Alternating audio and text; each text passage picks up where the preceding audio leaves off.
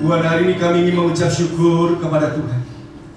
Sebab setiap pujian yang kami naikkan Tuhan lahir dari doa, penyembahan, dan hati kami ingin berkata, biar kami ingin hidup bagi kerajaan.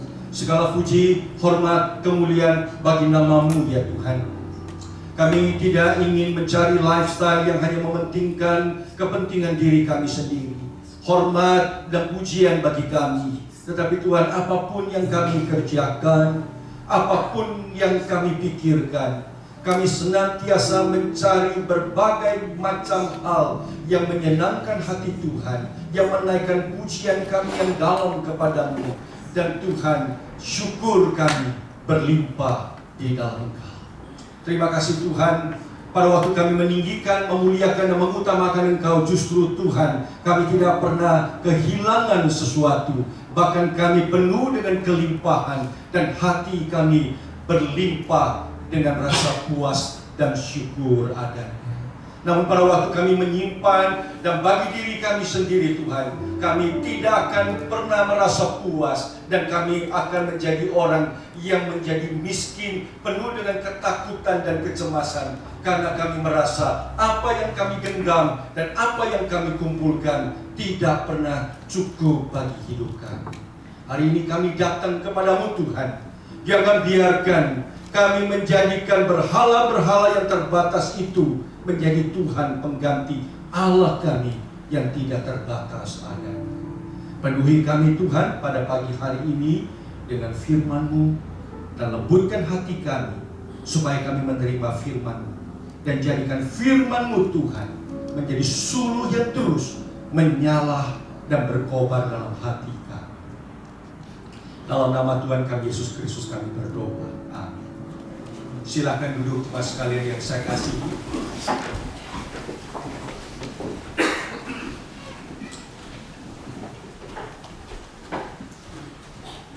Saudara,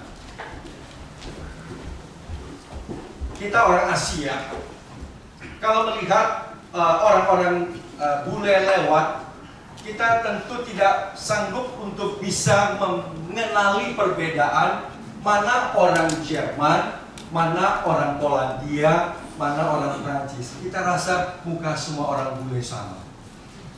Hal yang sama juga terjadi ketika orang bule melihat muka kita orang Asia. Dia tidak bisa mengenali ini orang Indo, orang Malaysia, orang Singapura, orang Hong Kong, dan sebagainya. Tetapi kita bisa mengetahui dan mengenalinya. Walaupun muka kita mirip dan sama, langsung kita bisa tahu ini adalah orang Hong Kong, ini adalah orang Indonesia, ini adalah orang Jepang, orang Malaysia, orang Singapura. Kita bisa tahu. Dan saya mau tanya sama saudara, pada waktu di tengah jalan, saudara jalan di Sydney atau keluar dari airport, saudara langsung bisa tahu ini orang Indo. Dari mananya? Enggak, belum sempat ngomong.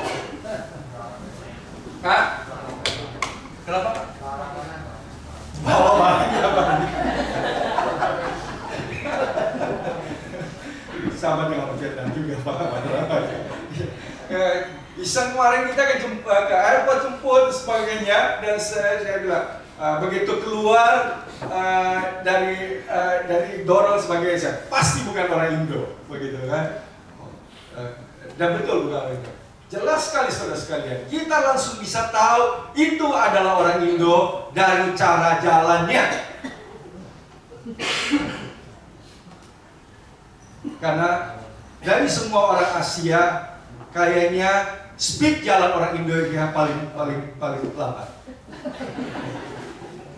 Jadi begitu keluar dari airport atau di jalan, saudara lihat sambil jalannya begini, itu pasti orang Indo. Ya kan? Cara jalan orang Indo. Tidak perlu ngomong. Poin saya adalah saudara sekalian, kita bisa lihat bahwa identitas seseorang disimpan dan disembunyikan, atau dia tidak perlu mengucapkan identitasnya. The lifestyle daripada hidup orang itu bisa menceritakan siapa dia sebenarnya. Ini baru dari segi masalah suku, ras dan sebagainya. Namun pertanyaan yang lebih dalam dan lebih deeper mengenai the lifestyle, spiritual life kita. Apakah tanpa kita perlu dan belum sempat kita memberitahukan, memperkenalkan siapa kita, pengenalan kita, relasi kita dengan Kristus Yesus dan Tuhan kita, orang bisa melihat daripada lifestyle kita sudah sanggup bisa mencerminkan dan mengekspos identitas kita sebagai orang yang percaya. Amin. Banyak orang mengaku sebagai orang Kristen, tetapi kenyataannya adalah lifestyle hidup mereka tetaplah menjadi orang yang tradisional. Apa yang saya maksudkan dengan tradisional adalah bagaimana dia identitas KTP-nya, pengakuannya adalah sebagai orang Kristen, namun nilai hidup, cara pandang, worldview-nya, tradisi yang hal yang dipegang dan digenggam adalah hal yang bersifat tradisional. It's not biblical di dalam hidupnya. Sehingga pada waktu dia menghadapi sesuatu, mengapproach sesuatu, membicarakan sesuatu, semuanya tidak mencerminkan satu worldview pandang biblical dan Christian di dalam mengatasi dan menghadapi semuanya. Sehingga saudara sekalian, contoh sederhana saja, pada waktu mungkin seseorang tiba-tiba panik menghadapi penderitaan dan penyakit yang tidak terduga dan sebagainya, dan di situ kita bisa menemukan keterkejutan dan kaget kita, bukan? Bagaimana dia bisa mengatakan kita doa kepada Tuhan apa saja, ya, lalu kemudian mendoakan hal yang dengan siapa, dengan kepercayaan apa dan tahayul dan misisnya apa, diambil semua dengan satu tujuan, mana yang bisa menyembuhkan saya. Dan kita bisa terkejut dan kaget sekalian pada waktu kita melihat hal seperti itu.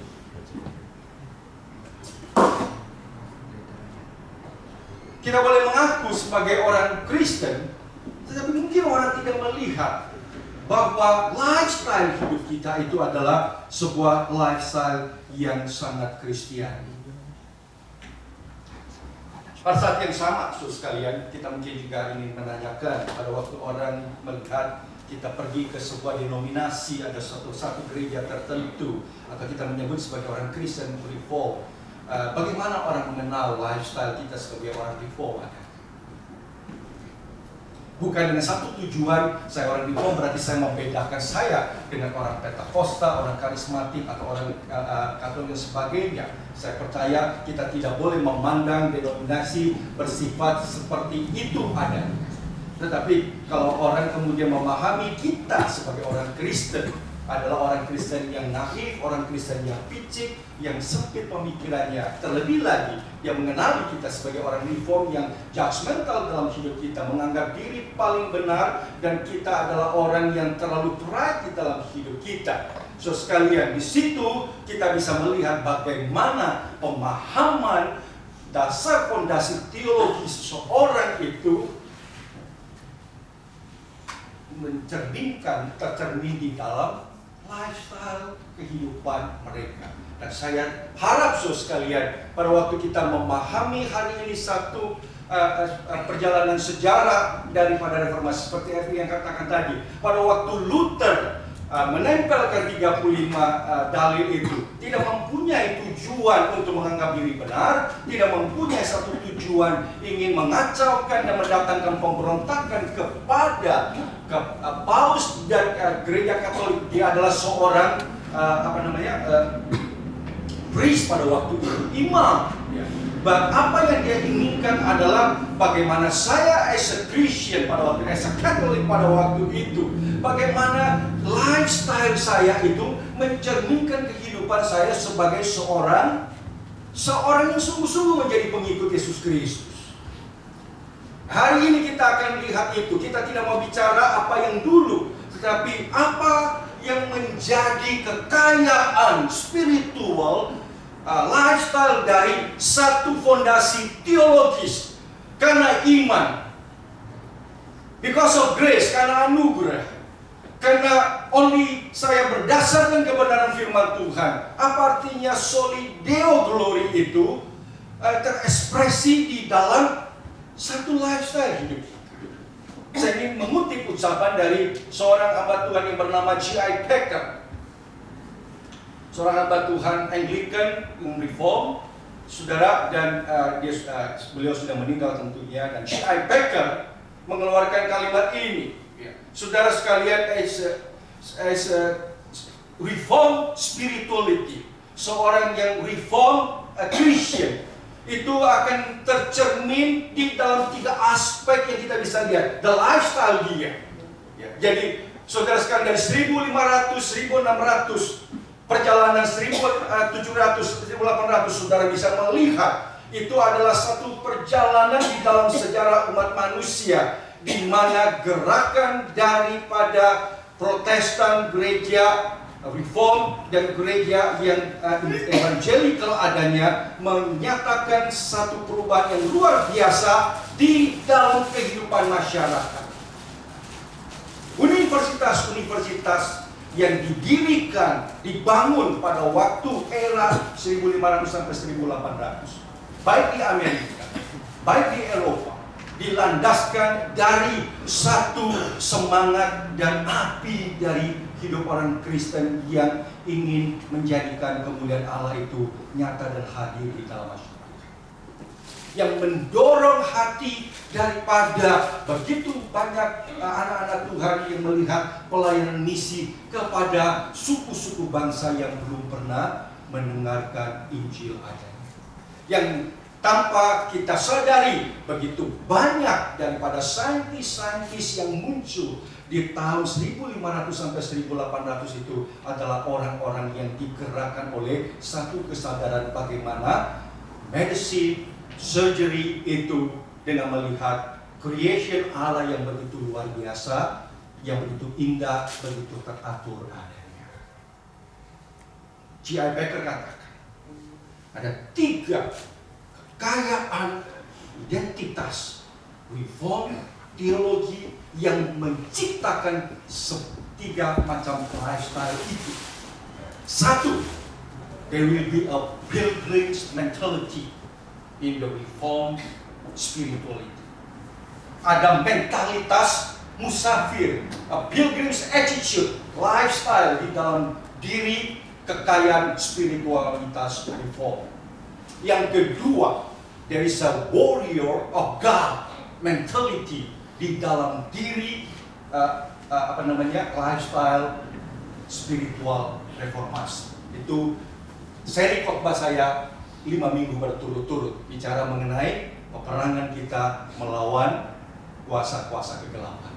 Orang-orang spiritual reformasi menyadari hidup kita di dalam senantiasa menjadi satu hidup peperangan menghadapi godaan daripada setan, kelemahan daripada kedagingan kita, dan juga pandangan nafsu daripada duniawi yang always atraktif kepada kita.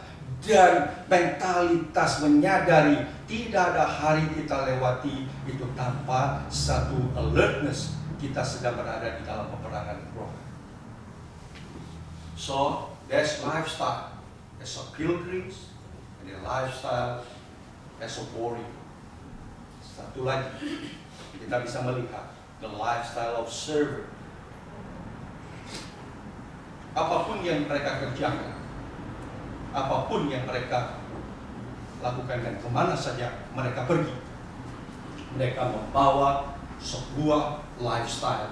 Mereka adalah hamba-hamba Allah yang Tuhan panggil untuk menjadi penata layan yang setia di dalam mengerjakan apa saja di dalam hidup mereka. Sehingga industri-industri yang muncul di negara-negara yang berlatar belakang Protestan, di Switzerland, di Jerman, di Eropa, saudara bisa melihat attitude itu di dalam masyarakat. Hari ini, saudara sekalian, tema saya mengenai kekayaan daripada spiritual reformasi. Saya tidak angkat mengenai warrior aspek itu karena kita sudah bahas minggu yang lalu, 5 minggu yang lalu, dan saya harap itu tidak boleh menjadi sebuah khotbah yang lewati dalam hidup kita. Dan biar itu menjadi lifestyle kita. Hari ini kita akan melihat dua hal yang penting.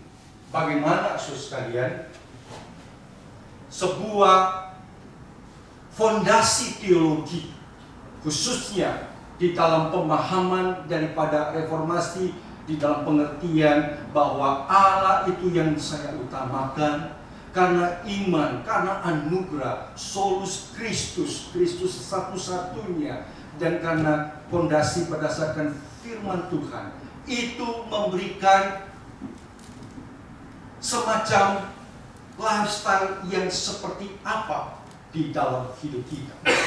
Nah, itu bisa terlihat jelaskan. Poin yang pertama, fondasi teologis, reform spiritualitas memberikan fondasi teologis sebuah lifestyle yang sanggup bisa mengatasi pencobaan dan trials di dalam hidup mereka secara Kristiani. Poin yang pertama. So, lifestyle apa dari sebuah fondasi teologi yang kita miliki? Saya orang Protestan, saya orang Reform, saya orang yang percaya Yesus Kristus. That solid theology itu memberikan lifestyle seperti apa dalam hidup saya? One, we can handle trials and suffering Christian. Saya dan saudara melihat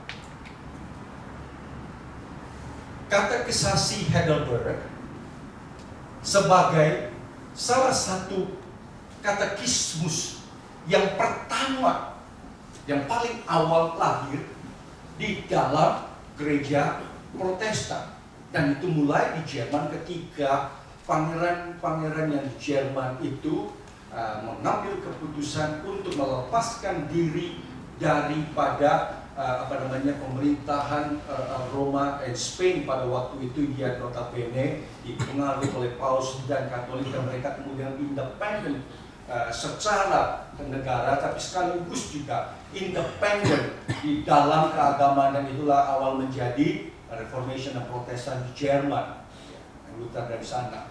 Dan pangeran di Jerman menginginkan ada sebuah buku kata kesasi untuk memimpin. Saudara jelas tahu kan, pendeta-pendeta yang keluar lahir daripada itu adalah jelas semua adalah imam-imam yang dengan worldview yang dulu.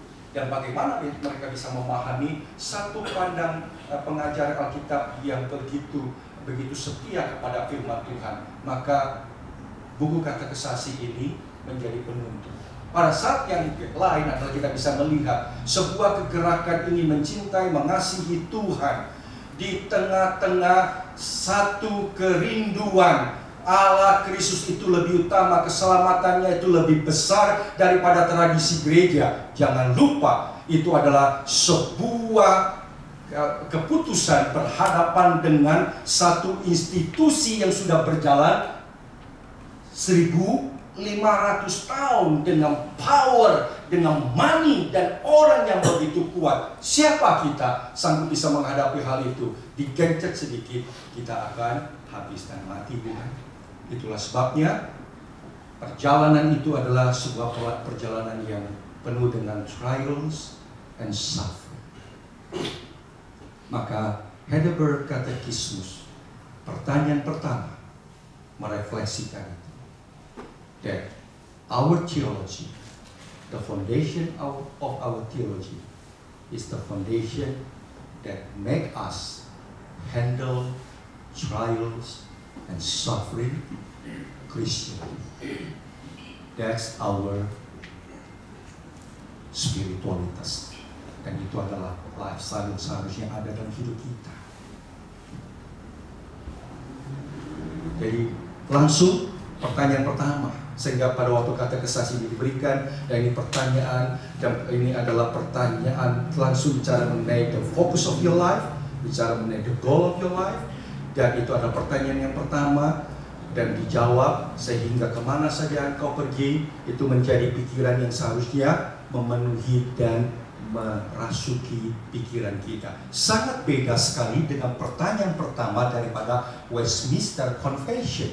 Westminster Confession itu ini tahun 1563. Ya, Westminster Confession itu lahir di tahun 1660-an something oleh parlemen daripada Inggris, di mana Protestan dan Presbyterian menjadi besar dan mempengaruhi Inggris pada waktu itu, di mana iman Protestan tidak berada di dalam posisi suffering dan trials, tetapi menjadi satu pengaruh kepada masyarakat, sehingga pertanyaan daripada Westminster lebih memperlihatkan kepada kita hal yang bersifat glory, kemuliaan, sedangkan pertanyaan daripada Heidelberg menuju kepada cross dan salib. Dia berbeda. Dua-dua saling membantu dan komplementari, tetapi di dalam keadaan dan situasi yang berbeda. Sehingga pertanyaan daripada Westminster Confession, what is the chief end of your life? Ya, apa yang menjadi tujuan utama daripada hidupmu? Gampang kita hafal ini, karena paling pendek jawabannya kan. The chief end of your life adalah to glorify God and to enjoy Him forever. Itulah pertanyaan pertama di dalam buku Kata Kesaksi daripada Westminster Confession, sebagai katekismus dan confession daripada gereja Protestan, Presbyterian, Reformasi yang ada di Inggris. Heidelberg lahir di Jerman di tahun 1500. Kata Kesaksi ini lahir di Jerman 1563. Pertanyaannya, what is your only comfort in life and death? Apakah yang menjadi satu-satunya kekuatan yang memberikan penghiburan dan yang memberikan kita berdiri di dalam solid ground pada waktu kita hidup, bahkan pada waktu kita mati?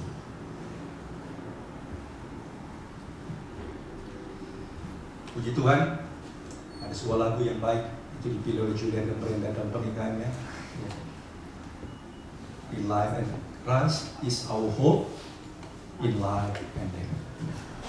Satu lagu yang mengekspresikan sedikit banyaknya apa yang menjadi jawaban daripada Heidelberg katekismus ini.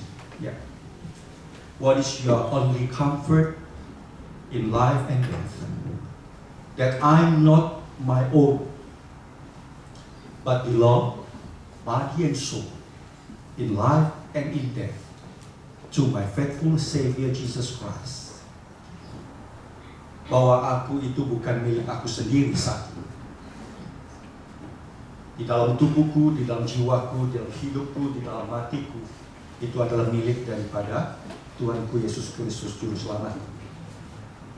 He was fully paid for all my sins with His precious blood, and He has set me free from the tyranny of the devil. Dialah yang telah membayar lunas habis hutangku semua, dosaku, dengan darahnya yang mahal, dan yang telah memerdekakan aku dari belenggu si jahat. He also watches over me in such a way that not a hair can fall from my head without the will of my Father in heaven. Bukan itu saja, saudara sekalian. Aku tahu hidupku saat ini diamati dengan seksama oleh Bapakku di surga. Bahkan sehelai rambut pun tidak akan jatuh dari kepalaku tanpa seizin dari Bapakku yang mengasihi di surga. In fact, all things must work together for my salvation. Akan lebih lagi, segala sesuatu yang terjadi dalam hidup itu bekerja bagi keselamatan, bagi kebaikan. Because I belong to Him, Christ, by His Holy Spirit, assure me for eternal life and makes me wholeheartedly willing and ready for now on to live for Him. Sebab aku milik Dia, Kristus, yang oleh Roh Kudus memberikan keyakinan dan jaminan bagiku akan hidup yang kekal. Itulah sebabnya mulai hari ini aku mendedikasikan kehendakku dan keinginanku segala sesuatu sepenuh hatinya untuk hidup bagi Tuhan. Tutup. Gak usah lihat. Tutup ini. What is your only comfort in life and death? Jawab. Gak lulus udah kaderisasi. Baik, waktu itu banyak yang masih illiterate, tidak jadi itu menjadi satu cara katekisasi yang bersifat untuk meminta mereka mengingat, menghafal dan sebagainya, ya kan? Oke, apa? Jawabannya tadi satu, yang penting ada 3 poin, tiga hal yang penting di situ kan? Ya, saya milik Kristus kan? Ya, tubuhku, jiwaku, hidupku dan kematianku itu adalah milik Kristus, pilot milik Dia. Ya. Karena kenapa?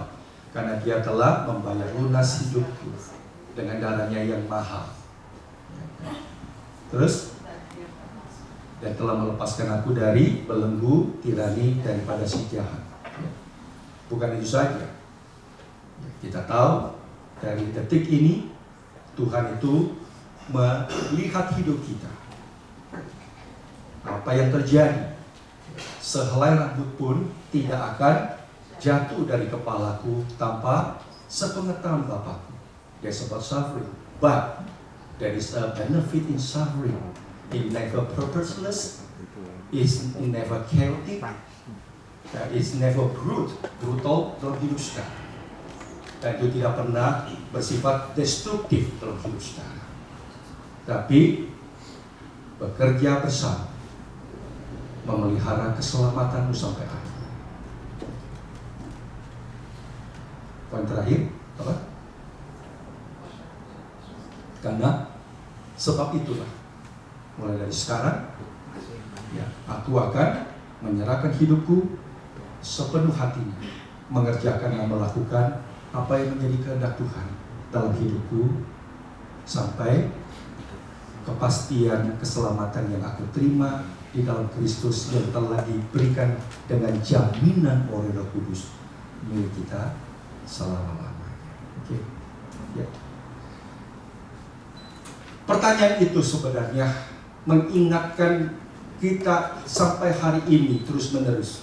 Ada satu hal yang penting pada waktu kita memiliki sebuah pemahaman teologi yang solid itu, dan itulah satu fondasi yang pada waktu bangunan kehidupan kita diterpa oleh trials and suffering, dia tidak akan pernah luntur, hancur adanya, sebab fondasi itu begitu solid, sanggup bisa memperkaya sebuah lifestyle hidup kita. Dan lifestyle-nya apa? Yaitu we can handle trials and suffering Christianly di dalam hidup kita. Kalau tidak, kita menjadi orang Kristen yang dengan fondasi solid teologi yang tidak solid dan sebagainya, kita berangkat dengan satu konsep menjadi anak Tuhan itu happy, menjadi anak Tuhan kita free segala sesuatu, dan ketika hal-hal itu terjadi dalam hidup kita, kita serta-merta ingin mencari jalan yang cepat dan keluar adanya. Pengalaman kita selama 3 tahun melewati COVID saat ini, saudara sekalian, mengingatkan dan memberitahukan kepada kita, ada begitu banyak hal dalam hidup kita yang kita ingin itu bisa berlalu dengan cepat, tetapi dia tetap bisa tinggal permanen dan lama. Tapi seringkali kita tidak pernah sadar, bukan banyak orang ingin cepat-cepat keluar dan lepas. Bahaya sekali jikalau hanya dengan satu dasar fondasi teologis yang begitu tipis, lalu kemudian kita percaya. Contoh sederhana, ketika seseorang berdiri di mimbar lalu berkata, saya menerima wangsit dari Tuhan dan dalam 3 bulan COVID itu akan segera dan sebagainya.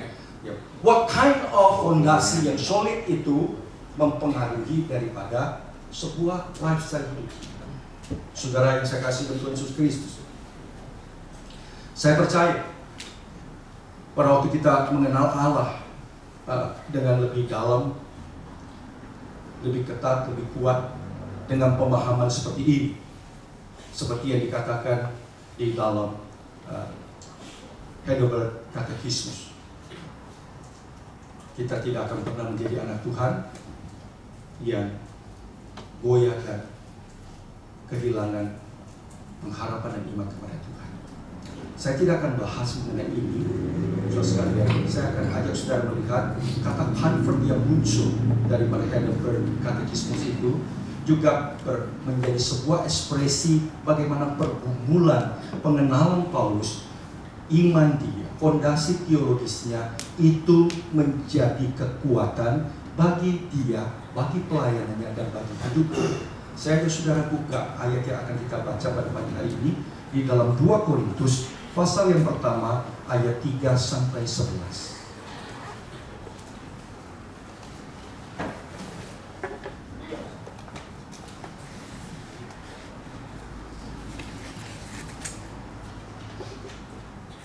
Terpujilah Allah, Bapa Tuhan kita Yesus Kristus, Bapa yang penuh kasih, belas kasihan, dan Allah segala, sumber segala penghiburan. That's the first word, comfort muncul.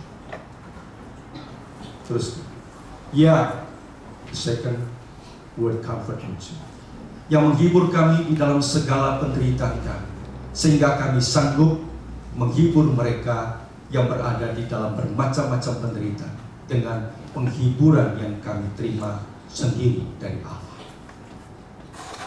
Sebab sama seperti kami mendapat bagian berlimpah-limpah dalam kesengsaraan Kristus, demikian pula oleh Kristus kami menerima penghiburan berlimpah-limpah. Jika kami menderita, hal itu menjadi penghiburan dan keselamatan kami. Jika kami dihibur, maka hal itu adalah untuk penghiburan kami, sehingga kamu beroleh kekuatan untuk dengan sabar menderita kesengsaraan yang sama seperti yang kami derita juga. Dan pengharapan kami akan kamu adalah teguh, karena kami tahu bahwa sama seperti kamu turut mengambil bagian dalam kesengsaraan kami, kamu juga turut mengambil bagian dalam penghiburan kami. Sebab kami mau, saudara-saudara, supaya kamu tahu akan penderitaan yang kami alami di Asia Kecil.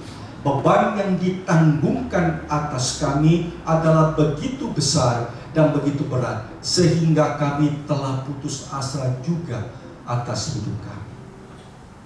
Bahkan kami merasa seolah-olah kami dijatuhi hukuman mati. Tetapi hal itu terjadi supaya kamu jangan menaruh kepercayaan pada diri kami sendiri, tetapi hanya kepada Allah yang membangkitkan orang-orang mati. Dari kematian yang begitu ngeri, Ia telah dan akan menyelamatkan kami. Kepadanya kami menaruh pengharapan kami bahwa Ia akan menyelamatkan kami lagi. Karena kamu juga turut membantu mendoakan kami, supaya banyak orang mengucap syukur atas karunia yang kami peroleh berkat banyaknya doa yang untuk mereka terima. Sampai demikian jauh pada firman Tuhan. 9 kali di dalam sentence awal Paulus dia menyadari the only comfort itu is come from a solid understanding, relationship, dan pengharapan di dalam Kristus. Itu teguh, itu bukan hal yang palsu, dan itu yang membuat dia berdiri dengan teguh walaupun tatapan matanya di depan seperti confession dia, penderitaan yang kami alami begitu berat, hampir putus asa, bahkan kami seperti dijatuhi, hukuman mati. Saudara sekalian,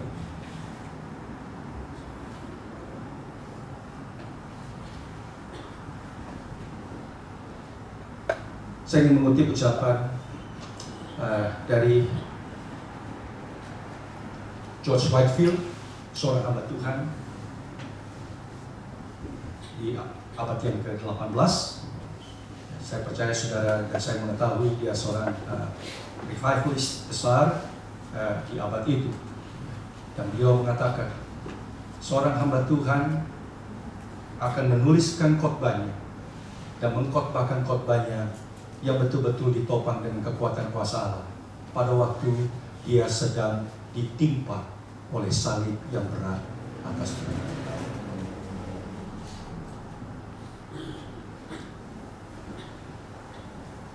Itu sebuah kalimat yang luar biasa, mengingatkan kepada kita, saudara sekalian, pada waktu kita melayani Tuhan dan ikut Tuhan, itu adalah sebuah penderitaan yang manis di dalam hidup kita. Amin.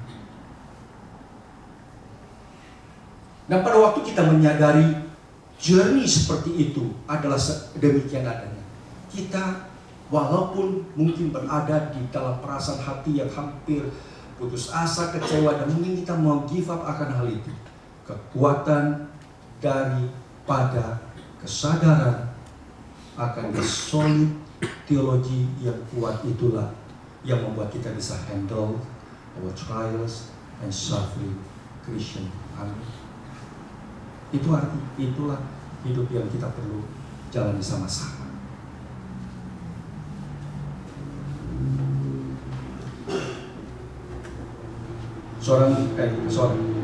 Dua orang pendeta muda Reform Scotland, ya, saudara tahu ya, Scotland majority adalah Protestan dan adalah Protestan Presbyterian dan Reform. Dua adik kakak menjadi hamba Tuhan, namanya adalah Ebenezer Erskine dan Ralph Erskine. Dua-dua jadi pendeta. Dua-dua kemudian menikah di usia muda. Ebenezer Erskine memiliki seorang istri. Istri yang pertama menikah dengan dia sampai dengan istrinya berusia 39 dan dia meninggal. Dia menikah lagi dan memiliki istri yang kedua. Istri yang kedua yang meninggal 3 bulan sebelum Ebenezer Erskine itu meninggal. Dengan dua istri yang dimiliki oleh Ebenezer Erskine, dua istri ini memberikan 15 anak kepadanya. 6 anak meninggal dunia di dalam hidup pelayanan. Ralph Erskine, saudaranya, menikah di usia muda, menguburkan istrinya yang pertama di usia 32, meninggal dengan melahirkan anak juga meninggal. Mempunyai istri yang kedua. Dari kedua istrinya, Ralph Erskine itu memiliki 13 anak. 9 anaknya meninggal. Kematian tidak lepas daripada hidup kita. Cepat atau lambat kita bisa menghadapi. Tetapi setiap tahun di dalam perjalanan hidup saudara harus hadapi kematian. Kadang-kadang itu terlalu berat untuk dihadapi. Saudara, itu yang di dalam 13 anaknya, 9. Every year lahir anaknya meninggal, dan akhirnya yang terakhir istri meninggal bersama-sama dengan anak yang masih ada di dalam keadaan meninggal. Catatan daripada kehidupan perjalanan spiritual dua hamba Tuhan ini yang akan saya sebutkan pada pagi hari ini kepada saudara. Dia mengatakan demikian, saudara.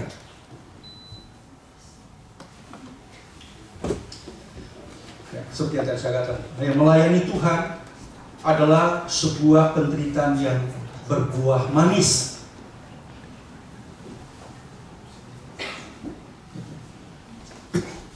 Ketika pengharapanku tenggelam sampai ke tanah, pada waktu kepalaku terjerembab dan hidungku penuh dengan lumpur, tanah yang menenggelamkan kepalaku in the lowest place, saya dipulihkan karena saya mencium wangi bunga mawar Sharon. Saudara tahu kan, istilah mawar Sharon itu menjadi istilah di tahun 1700 mengacu kepada Jesus Christ. Mawar Sharon, mungkin saudara yang tidak mengenal istilah itu, that's word for satu istilah bagi Jesus Christ.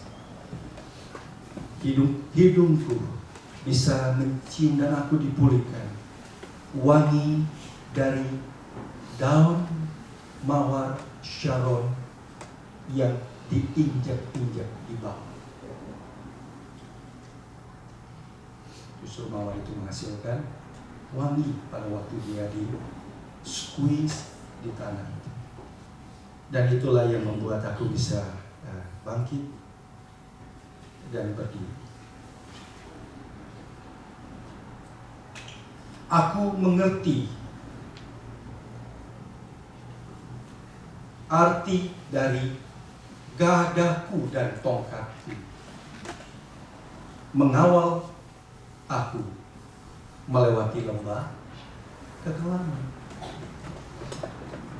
Itu kalimat dari catatan harian dari dua hamba Tuhan yang kita boleh melihat sebuah pelayanan, sebuah kehidupan sebagai anak Tuhan yang mempunyai pengenalan dan pemahaman teologi seperti ini, dan itu tidak berhenti sampai di dalam pemahaman kognitif saja, tetapi menjadi satu solid teologi yang memberikan a lifestyle dan hidup secara. And what kind of lifestyle is that? It's a lifestyle handle trials and suffering in your life, in your ministry. Grace, dear. Amin. Bukan saja kita hamba Tuhan, tidak akan lepas dari berbagai macam tantangan, kesulitan, penderitaan dalam pelayanan yang tidak ada habis-habisnya, tuntutan yang tidak ada habis-habisnya, ketidakpuasan yang tidak ada habis-habisnya. Hidup saudara dilihat oleh orang menjadi anak Tuhan, dan pada waktu engkau berbuat baik, orang bisa bilang, oh itu orang Kristen. Pada waktu sedikit saja saudara tidak mencapai apa yang menjadi sasaran dan target dia mengenai the goodness, the sacrifice oleh orang Kristen, engkau akan dicela habis-habisnya, sehingga engkau merasa Tuhan berbuat baik sebanyak-banyak mungkin yang menjadi orang Kristen, kau rasanya tidak enough. That is the fact of our life execution. Amin. Dan itu tidak akan pernah bisa membuat kita itu menjadi down dan sebagainya. Ingatkan lagi, pada waktu engkau berada di bawah, harapanmu sampai pada titik yang terendah seperti itu, engkau bisa mencium wangi daripada bunga mawar Sharon, karena bunga itu pernah di trampled down, tetapi justru bring fragrance, wangi-wangi yang indah because of his suffering.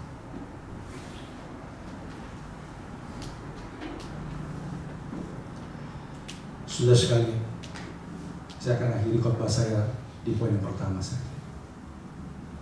Minggu depan kita akan lanjutkan ciri yang kedua dari sebuah spiritualitas Reform Protestan dari perjalanan sejarah di tahun 1500 sampai 1800 yang seharusnya menjadi kekuatan bagi kita, yaitu lifestyle kita sebagai anak Tuhan. Itu bukan buat zaman dulu, buat sekarang, dan itu tetap harus penting dan baik. Karena sungguh menyedihkan kalau kita mau mengaku di hadapan Tuhan ketika kekristenan masuk kepada abad yang ke-20 dan abad yang ke-21. Saya percaya kita kehilangan lifestyle itu, the pilgrim's mentality lifestyle.